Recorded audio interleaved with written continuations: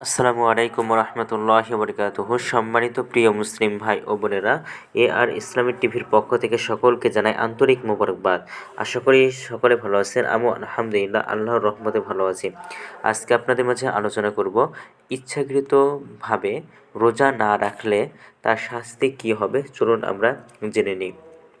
তো রমজান মাসের রোজা সুস্থ সবল এবং প্রাপ্তবয়স্ক সকল মুসলিম নর-নারীর ওপর ফরজ করা হয়েছে। আল্লাহ তাআলা সূরা বাকারার 183 নম্বর আয়াতে সেই কথাই বলেছেন।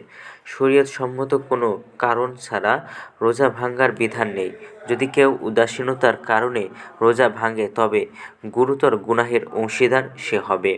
হযরত আবু উমামা রাদিয়াল্লাহু তাআলা আনহু বলেন, আমি নবী করিম সাল্লাল্লাহু আলাইহি ওয়াসাল্লামকে বলতে শুনেছি, তিনি বলেন, একবার আমি ঘুমিয়েছিলাম, এমন সময় দুজন ব্যক্তি এসে আমার দুবাহ ধরে দুর্গম পাহাড়ের কাছে নিয়ে গেলেন। তারপর তারা বললেন, পাহাড়ের উঠুন। আমি বললাম, আমার পক্ষে সম্ভব নয়।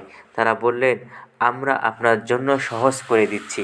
তখন আমি উঠা শুরু করি এবং পাহাড়ের চূড়ায় পৌঁছি। সেখানে প্রচণ্ড চিৎকার শুনতে পাই। আমি জিজ্ঞেস করলাম, এটা কিসের আওয়াজ? তারা বললেন, জাহান্নামীদের আওয়াজ। এরপর তারা আমাকে এমন কিছু লোকদের কাছে নিয়ে গেলেন যাদেরকে পায়ের টাকনুতে বেঁধে ঝুলিয়ে রাখা হয়েছে।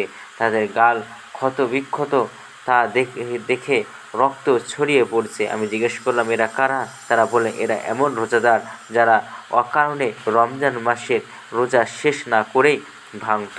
সহিহ ইবনে খুজাইমা শরীফের হাদিস। তো ভিডিওটি ভালো লাগলে অবশ্যই চ্যানেলটি সাবস্ক্রাইব করে পাশে থাকবেন। ধন্যবাদ সকলকে। আসসালামু আলাইকুম রহমতুল্লাহি ওয়া বারাকাতুহু।